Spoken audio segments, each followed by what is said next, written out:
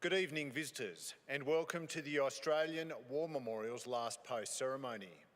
My name is Dan Hiscock, and joining us today from the Royal Australian Navy is Lieutenant Commander Samantha Best. This evening, we are honoured to acknowledge Minister Cheong Gun Sok, Defence Acquisition Program Administration from the Republic of Korea. We also warmly welcome Mr Greg Hood, representing the Air Force Association. And as always, we welcome the veterans who have served, those still serving, and the families that love and support them. The live stream of this ceremony is made possible by the Return and Services League of Australia and the RSL and Service Clubs Association. And we welcome members who are watching the broadcast of this ceremony across Australia. During this evening's ceremony, wreaths will be laid at the base of the pool of reflection by visitors to the memorial and students on behalf of Farrer Memorial Agricultural High School from Killala, New South Wales, and St Philomena's School from Moree, New South Wales. Australia's Federation Guard is the tri-service ceremonial unit of the Australian Defence Force. They provide a ceremonial presence at civil and military events and during visits to Australia by foreign dignitaries. The Guard will now dismount the catafalque party from the tomb of the unknown Australian soldier.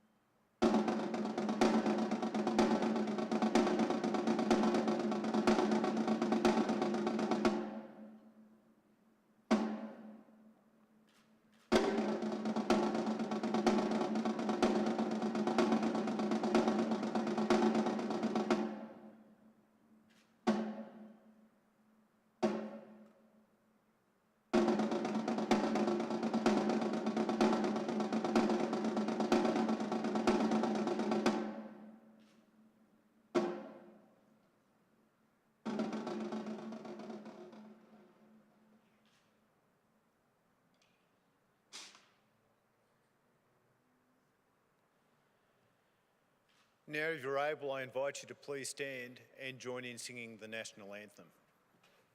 Catapult party, attention! Catapult party, present! Up!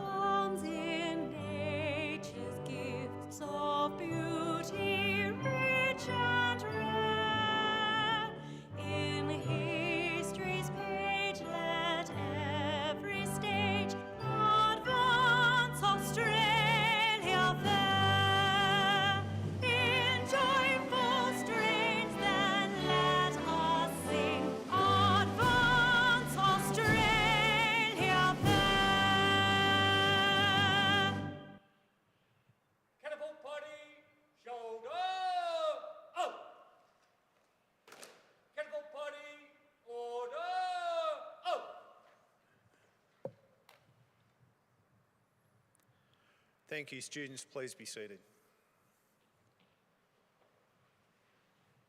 The Australian War Memorial was the vision of Charles Bean, Australia's First World War official historian. Bean landed with the Australian troops on Gallipoli and stayed with them at the front through to the end of the war. The idea of this national memorial and museum came to him at Pozières, France, in the depths of the bloody fighting of 1916. Bean's idea was that this would be a place where families and friends could mourn loved ones buried in faraway places. It would also be a place that could help all Australians understand what these men and women had endured and what they had done for us.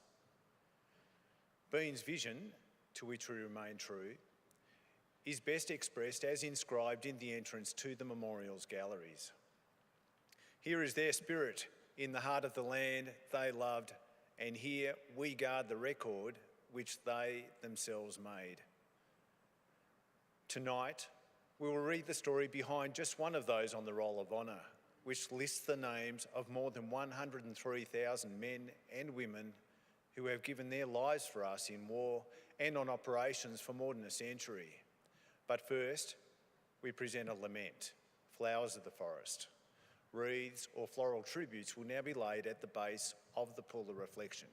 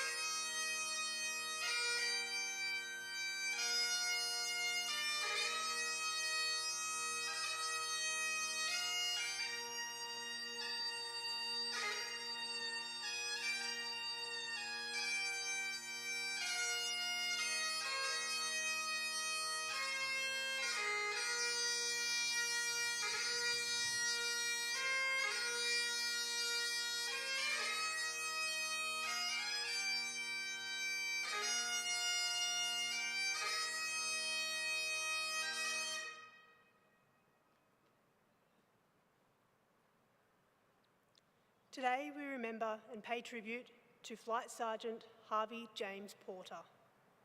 Harvey Porter was born on the 2nd of March 1925 in the Sydney suburb of Annandale, the son of John and Stella Porter. After attending Drummoyne High School and then Fort Street High School, he went on to work as a clerk for the Department of Transport. In May 1942, Porter joined the Air Training Corps, becoming a member of 24 Squadron. A year later, not long after turning 18, he enlisted in the Royal Australian Air Force. After attending Wireless Air Gunner School in Maryborough, he failed the signals portion of the course, but passed air gunnery. Now focused on becoming an air gunner, on the 1st of March 1944, Porter embarked for active overseas service.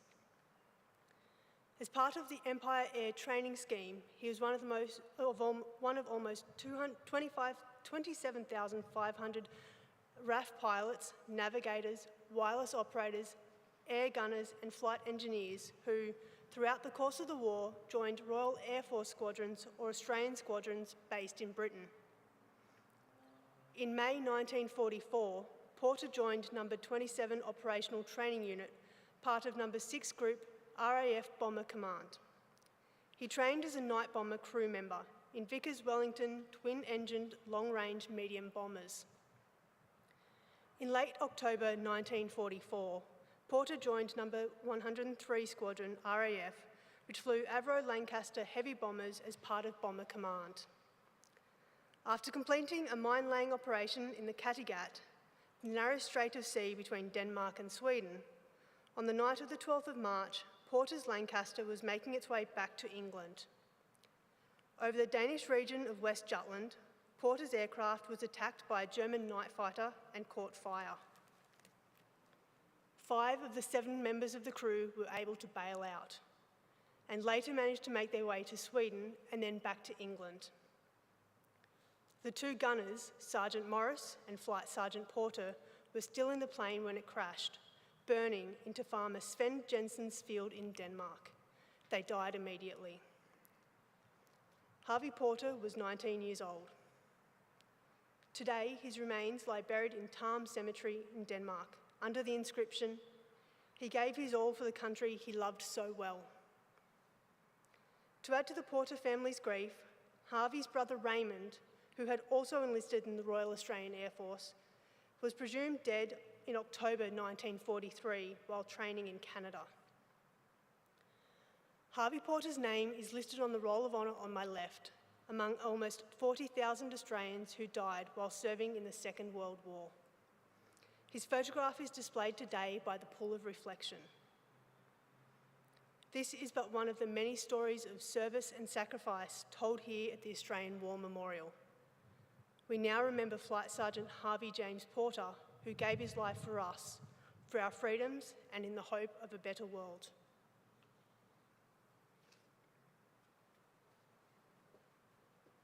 Catapult party, shoulder up.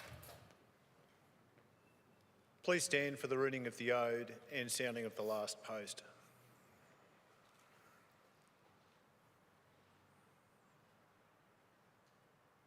They shall grow not old as we that are left grow old. Age shall not weary them, nor the years condemn. At the going down of the sun and in the morning, we will remember them. We will remember them. Catapult party, present. Up.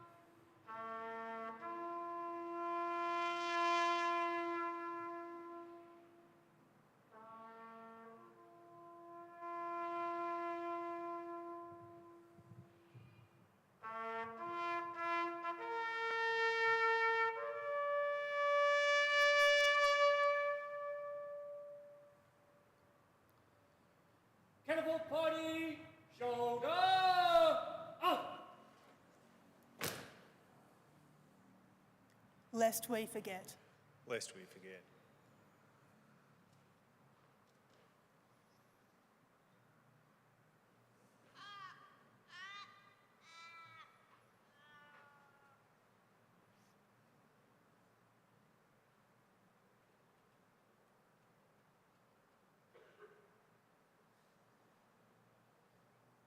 Catapult party in 1, 2. Catapult party, quick, 1.